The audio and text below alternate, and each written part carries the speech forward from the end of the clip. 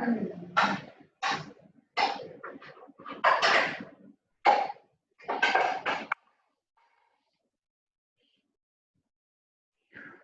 welcome to my class.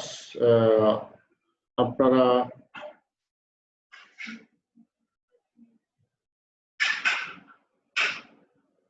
So as we didn't take any class together in any course, this is our first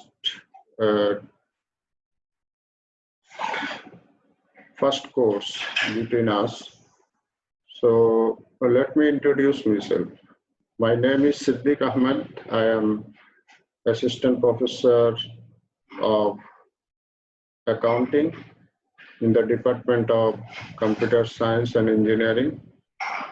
My educational background is I completed my bachelor program from IIUC and master's from the same university, and I have pursued my PhD degree from National University of Malaysia on Environment and Development. I am assigned to take your accounting course for this semester. The title of the course is Financial and Managerial Accounting. This course carries 2 credit hour and 2 contact hour. The prescribed syllabus of this course is already uploaded in your Google Classroom. I request you to frequently see the classroom, Google Classroom, because you will get all the required materials and necessary lectures in this classroom. For example, you are now getting a snapshot of the Google Classroom. This is your classroom. So in the stream page, you will get all the notification and the class link, and in the classwork tab, you will find all the materials here, and for every class you have to put your attendance in this form. Just fill the form when you attend any class. So you already have got the syllabus of accounting. Today we will discuss about the introduction of accounting.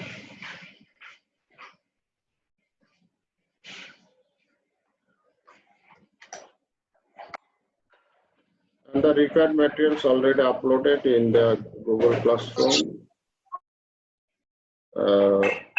I think you already downloaded this sheet. So what is accounting? Accounting মানে হচ্ছে আপনার counting, কিভাবে counting করা হবে সেটা হচ্ছে accounting. তো কি কাউন্টিং করা হবে? বিজনেস ট্রানজাকশন কাউন্টিং করা হবে। সো আমরা সহজে বললে এই কথা বলতে পারি যে the system of counting business transaction is accounting.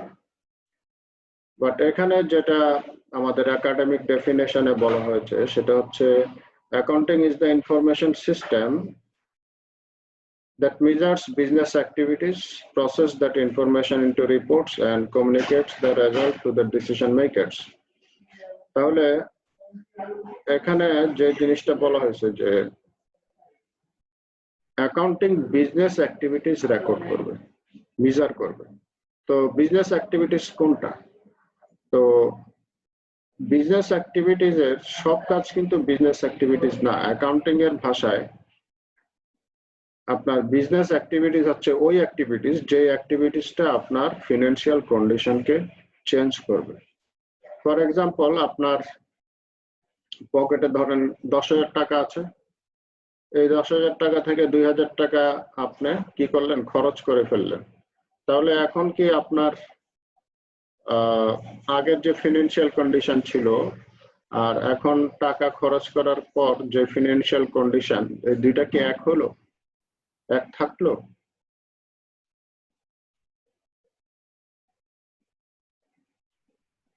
কথা বলেন। না স্যার, এক থাকলো না। হ্যাঁ, এই যে যেহেতু এক থাকলো না, কারণ আগে ছিল আপনার কাছে 10,000 টাকা, এখন আছে 8,000 টাকা। যেহেতু আপনার ফিনান্সিয়াল কন্ডিশন চেঞ্জ হলো, সেহেতু এটা একটা বিজনেস ট্রানজাকশন। তো এই যখনই এরকম ফিনান্সিয়াল ট্রানজাকশন হবে, অর্থাৎ আপনার ফিনান্সিয়াল কন্ডিশন চেঞ্জ হবে, তখনই সেই ইভেন্টটা রেকর্ড করে রাখতে হবে। রেকর্ড করে রাখার পর একটা নির্দিষ্ট টাইম পিরিয়ড শেষ হলে ওই রেকর্ডগুলি সব সামারাইজ করে একটা প্রসেসের মাধ্যমে আমরা রিপোর্ট তৈরি করব। এই রিপোর্টগুলি তৈরি করার পর এগুলি দিয়ে আমরা কি করব? এগুলি আমরা ডিসিশন মেকারদের কাছে দিব। ডিসিশন মেকার বলতে মালিক থাকলে মালিককে দিতে হবে। উনি এগুলি দেখে বুঝতে পারবেন যে নেক্সট ফিনান্সিয়াল ইয়ারে কি ধরনের প্ল্যানিং করতে হবে, প্রফিট হলো নাকি লস হলো, লায়াবিলিটিস কত আছে, অ্যাসেট কত আছে, এই সব কিছু উনি জানতে পারবেন। তাহলে এই প্রক্রিয়াটাকে আমরা বলছি accounting. Users of accounting information. এই অ্যাকাউন্টিং শিখলে কার কার লাভ হবে, মানে কারা এই অ্যাকাউন্টিং ইনফরমেশন এর ব্যাপারে ইন্টারেস্টেড? প্রথমেই ধরেন ইন্ডিভিজুয়াল পার্সন হিসেবে আমাদের প্রত্যেকেই অ্যাকাউন্টিং এর সাথে আমাদের সম্পর্ক থাকা উচিত, বা অ্যাটলিস্ট মিনিমাম অ্যাকাউন্টিং নলেজ আমাদের থাকা উচিত। তো কেন আমাদের মিনিমাম অ্যাকাউন্টিং নলেজ থাকা উচিত? কারণ দৈনন্দিন কাজে আমাদেরকে অবশ্যই ব্যাংকের সাথে ট্রানজাকশন করতে হয়, আমাদেরকে অবশ্যই ব্যাংক অ্যাকাউন্ট মেনটেন করতে হয়। এখন বিভিন্ন ক্রেডিট কার্ড মেনটেন করতে হয়, তারপর ডেবিট কার্ড মেনটেন করতে হয়, ভিসা কার্ড আছে, মাস্টার্স কার্ড আছে। তো এইসব কার্ডের মাধ্যমে আমরা এখন লেনদেন করে থাকি। তো এই প্রত্যেকটা কার্ডের এগেনস্টে একটা অ্যাকাউন্ট থাকে, সেখানে আপনার সম্পদ বা টাকা পয়সা ওখানে থাকে, জমা থাকে। ক্রেডিট কার্ড হলে আপনি ব্যাংক থেকে টাকা লোন নেন ক্রেডিট কার্ডের মাধ্যমে, এবং এটা নির্দিষ্ট সময় পরে আপনাকে কি করতে হয়, আবার রিপে করে দিতে হয়। তাহলে এই সব কিছু যদি আপনি সঠিকভাবে মেনটেন করতে চান, তাহলে আপনার অবশ্যই মিনিমাম অ্যাকাউন্টিং নলেজ থাকতে হবে।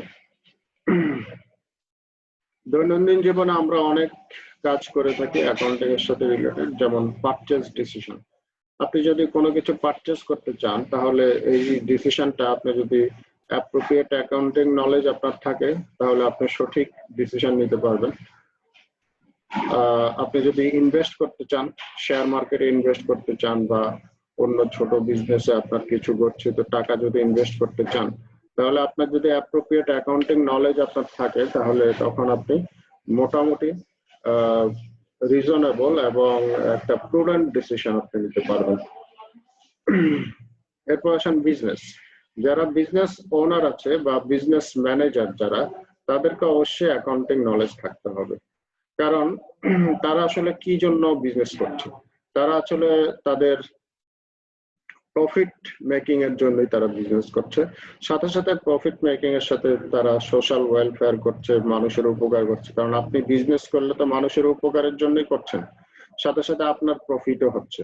তা আপনি যদি প্রফিট না করেন, লস দেন, তাহলে এই বিজনেস তো টিকে থাকবে না। আর আপনার যদি বিজনেস টিকে না থাকে, তাহলে সোসাইটিরও কোনো উপকার হবে না। তাহলে আপনার উন্নতির সাথে সোসাইটির উন্নতিও জড়িত। তো যেহেতু আপনাকে সবসময় একটা মোটামুটি প্রফিটেবল বিজনেসকে সবসময় রান করতে হবে, বা একটা আপনার বিজনেসকে সবসময় প্রফিটেবল হিসাবে আপনি দেখতে চান, সেহেতু আপনাকে অবশ্যই অ্যাকাউন্টিং নলেজ থাকতে হবে। অ্যাকাউন্টিং নলেজ যদি আপনার সঠিকভাবে থাকে, তাহলে আপনি আপনার বিজনেসের জন্য বেস্ট প্ল্যানিং করতে পারবেন, আপনার অ্যাসেট ম্যানেজমেন্ট সঠিকভাবে করতে পারবেন, লায়াবিলিটি পে করে দিতে পারবেন যথাসময়, এবং আপনার যে অন্যান্য অনেক ডিফিকাল্টি অ্যারাইজ করবে, সেগুলি আপনি সঠিকভাবে ট্যাকল করতে পারবেন। এরপর আসেন ইনভেস্টর্স। ইনভেস্টর্স কারা? ইনভেস্টর্স মানে হচ্ছে যারা কোনো বিজনেসে কি করে, বিজনেসে ক্যাপিটাল প্রোভাইড করে। ক্যাপিটাল বলতে আমরা সহজে যে জিনিসটা আমরা বুঝি সেটা হচ্ছে টাকা। তো আপনার যদি গচ্ছিত কোনো টাকা থাকে, জমানো টাকা, তাহলে সেই টাকা যদি আপনি কোনো বিজনেসে কি করতে চান, বিজনেস করতে চান, তাহলে আপনি সেখানে হবেন ইনভেস্টর। তো ইনভেস্টর বলতে আর মালিক আর ইনভেস্টর অ্যাকচুয়ালি একই বলা যায়। ইনভেস্টর একটু ব্রড সেন্সে বলা হয়, এই কারণে যে ইনভেস্ট তো অনেক রকম হইতে পারে। ধরেন আপনার ফ্রেন্ড একটা বিজনেস দিচ্ছে, তো সেখানে আপনি যদি তার সাথে আপনি সময় দিতে পারছেন না বিজনেসে, বাট আপনি কিছু টাকা তাকে দিলেন এবং বললেন যে এই টাকা তোমার প্রফিট হয়ে লাভ হইলে তোমাকে লাভ দিবে, লস হইলে লস, আপনারও লস হবে। তাহলে এই শর্তে যদি আপনি তাকে কিছু টাকা দেন, এটা হচ্ছে ইনভেস্টমেন্ট। তো এই ইনভেস্টমেন্ট যদি করেন, তাহলে আপনি কি যাকে তাকে টাকা দিবেন? তা তো না। আপনি যদি কেউ আপনার কাছে টাকা চায় বিজনেস করার জন্য, তখন আপনি তাকে অবশ্যই জিজ্ঞেস করবেন যে তুমি কোন বিজনেসের জন্য টাকা চাচ্ছ এবং এই বিজনেসটা কেমন, এটা প্রফিট হবে কিনা, তাহলে এটা কোথায় দিতে চাও। এই সবগুলো আপনি ইনফরমেশন কালেক্ট করে তারপর নিজে অ্যানালাইসিস করবেন যে অ্যাকচুয়ালি ওখানে যদি আপনি টাকা দেই বা ইনভেস্ট করি, তাহলে এই টাকা কি উঠে আসবে কিনা। তাহলে এই যে অ্যাসেসমেন্ট বা এই যে আপনি একটা কি করছেন, অ্যানালাইসিস করছেন, এই অ্যানালাইসিসটা করার জন্য আপনার যদি অ্যাকাউন্টিং নলেজ থাকে, তাহলে আপনি অ্যাপ্রোপ্রিয়েট অ্যানালাইসিস করতে পারবেন। আর যার অ্যাকাউন্টিং নলেজ থাকবে না, সে ইনভেস্টমেন্ট করলে কি করবে, সে তার ওখানে লস হওয়ার সম্ভাবনাই বেশি থাকবে। এরপর হচ্ছে ক্রেডিটর। ক্রেডিটর হচ্ছে তারাও কিন্তু টাকা দেয়, তবে ইনভেস্টর আর ক্রেডিটরের মধ্যে মেইন ডিফারেন্স যে বিষয়টা, সেটা হচ্ছে যে ইনভেস্টর হচ্ছে টাকা দেয় এবং রিস্ক বহন করে।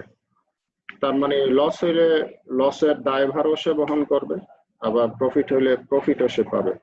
অন্যদিকে ক্রেডিটর কিন্তু আপনার ইয়ের দায় নিবে না, লস হইলে তার দায় নিবে না। যেমন ব্যাংক আপনাকে টাকা দিল, তো আপনি যদি বিজনেসে লস করেন, তাহলে ব্যাংক কি সেই লসের দায়ভার নিবে না।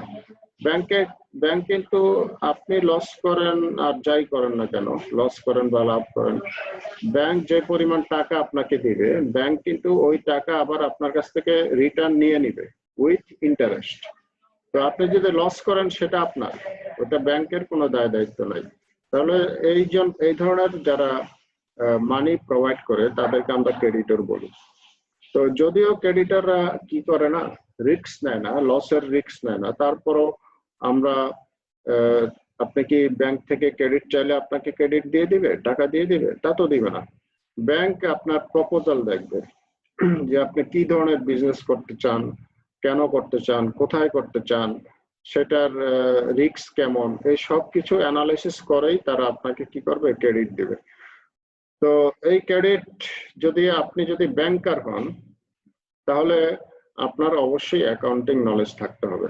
কারণ অ্যাকাউন্টিং নলেজ থাকলে আপনি এই প্রপার ওয়েতে ক্রেডিট ম্যানেজমেন্ট করতে পারবেন, কাকে ঋণ দিবেন কাকে ঋণ দিবেন না সে ব্যাপারে সঠিক ডিসিশন নিতে পারবেন। এরপর আসেন গভর্নমেন্ট রেগুলেটরি এজেন্সিস। বিভিন্ন গভর্নমেন্ট রেগুলেটরি এজেন্সিস আছে, যেমন ধরেন বাংলাদেশে বিভিন্ন ইউনিভার্সিটিগুলিকে রেগুলেট করার জন্য আমাদের কি আছে, university grant commission.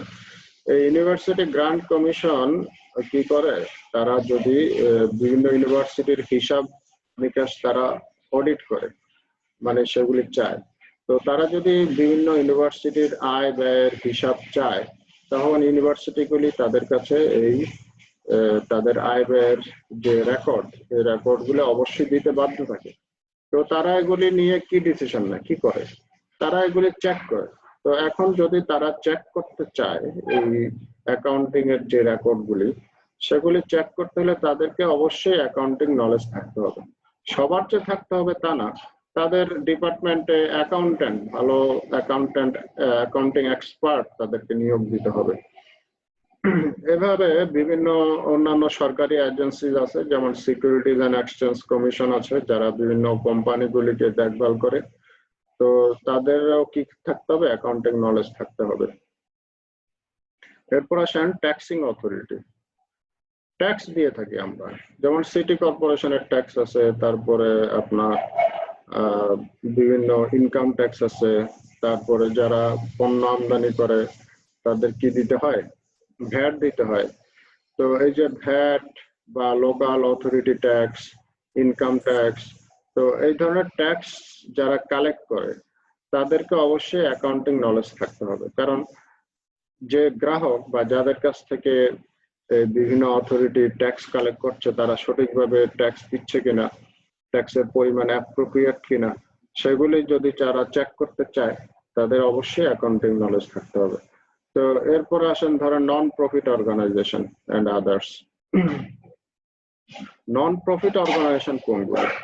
For example ধরেন যে রেড কিষান সোসাইটি, বা ধরেন আন্দরকিল্লা জামে মসজিদ, বা ধরেন যে বাইতুল ফালা জামে মসজিদ, এইসব অর্গানাইজেশন গুলি হচ্ছে নন প্রফিট অর্গানাইজেশন। এছাড়া অনেক কি আছে, এনজিও আছে যারা জনকল্যাণের কাজ করে, তারপরে বিভিন্ন ব্লাড ডোনেশন গ্রুপ আছে। তো এরা হচ্ছে নন প্রফিট অর্গানাইজেশন। তো নন প্রফিট অর্গানাইজেশনের কি আয় ব্যয় নাই? অবশ্যই আছে। এই নন প্রফিট অর্গানাইজেশনের আয়ও আছে, ব্যয়ও আছে। তো নন প্রফিট মানে কথা মনে করার কারণ নাই যে এরা সবসময় লস দিবে। লস দিলে তো তাদের অস্তিত্ব আর টিকে থাকবে না, বরং তাদেরও প্রফিট করতে হবে, বাট তাদের প্রফিটটা হবে মিনিমাম, এবং যদি প্রফিট হয় সেই প্রফিটটাও কি করতে হবে, পুনরায় আবার জনকল্যাণেই তারা ব্যবহার করবে। তো এই জন্য এদেরকে নন প্রফিট অর্গানাইজেশন বলা হয়। এই নন প্রফিট অর্গানাইজেশনের কি করতে হয়, অ্যাকাউন্টিং সঠিকভাবে মেনটেন করতে হয়, কারণ তাদের এফিসিয়েন্সির উপর বিভিন্ন জনগোষ্ঠীর ওয়েলফেয়ার ডিপেন্ড করে। সো তাদের যদি অ্যাকাউন্টিং বা তাদের যদি ফিনান্সিয়াল ট্রানজাকশন গুলি ট্রান্সপারেন্ট না হয়, তাহলে ওই অর্গানাইজেশন সঠিকভাবে টিকে থাকতে পারবে না। তো এই ধরনের নন প্রফিট অর্গানাইজেশন গুলির অবশ্যই কি করতে হবে, অ্যাকাউন্টিং নলেজ থাকতে হবে। আচ্ছা, আপনারা বলেন তো আইআইইউসি কি প্রফিটেবল অর্গানাইজেশন নাকি নন প্রফিট অর্গানাইজেশন?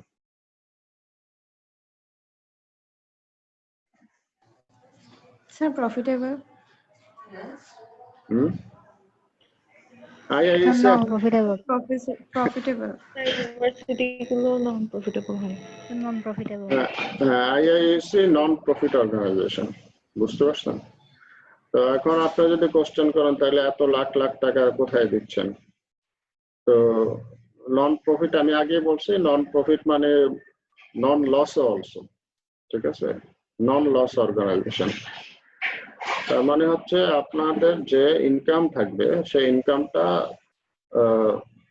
অতিরিক্ত নেওয়া হবে না। যে ধরনের এক্সপেন্স আপনাদের সাথে জড়িত বা কাস্টমারদের সাথে জড়িত সেই এক্সপেন্স তারা কালেক্ট করবে, এবং আপনার বিভিন্ন ডোনেশন তারা কালেক্ট করে থাকে। আইআইইউসি অনেক ডোনেশন কালেক্ট করে থাকে। এই যে আপনারা বিল্ডিং দেখছেন, অনেক বড় বড় বিল্ডিং, এইসব বিল্ডিং কিন্তু আপনাদের টাকায় হয় নাই, টিউশনের টাকায় হয় নাই, এগুলো কিন্তু ডোনেশন থেকে হয়েছে। বিভিন্ন বাইরের কান্ট্রির অনেক ফিলান্থ্রপিস্ট আছে, তারা এখানে ডোনেশন দিয়েছে, সেগুলি ওই টাকা দিয়ে তারা এই বিল্ডিং গুলি করেছে।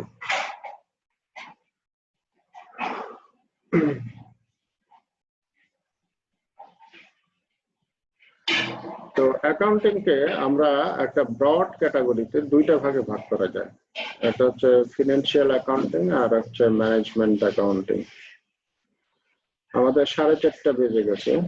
আপনাদের কি এখন ক্লাস আছে, অন্য ক্লাস? জি স্যার আছে। এখন ক্লাস আছে সত্যি? জি স্যার, বাংলা ক্লাস আছে। বাংলা ক্লাস কে পড়ায়?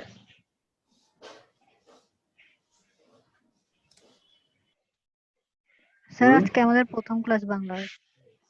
টিচারকে চিনেন না? আচ্ছা আচ্ছা, আমি তো বাংলা পড়াইতে খুবই আগ্রহী। যাই হোক,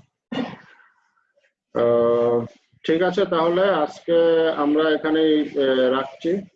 আপনারা এই যে একটা নোট রাখবেন যে কতটুকু পড়ানো হবে, যেহেতু শীট আপনাদেরকে দেওয়া হয়েছে, আপনারা এখানে হাইলাইট করে রাখবেন, বা এটা যদি আপনার বাসায় প্রিন্ট থাকে প্রিন্টারে এই শীটগুলি প্রিন্ট করে ওখানে আপনার দাগ দিয়ে রাখবেন যে আমরা মোটামুটি এই পর্যন্ত পড়েছি।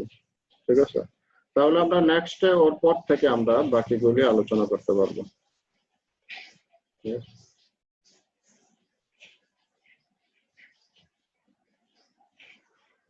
তো ঠিক আছে, আল্লাহ হাফেজ। আসসালামু আলাইকুম স্যার। আসসালামু আলাইকুম স্যার। ওয়ালাইকুম আসসালাম।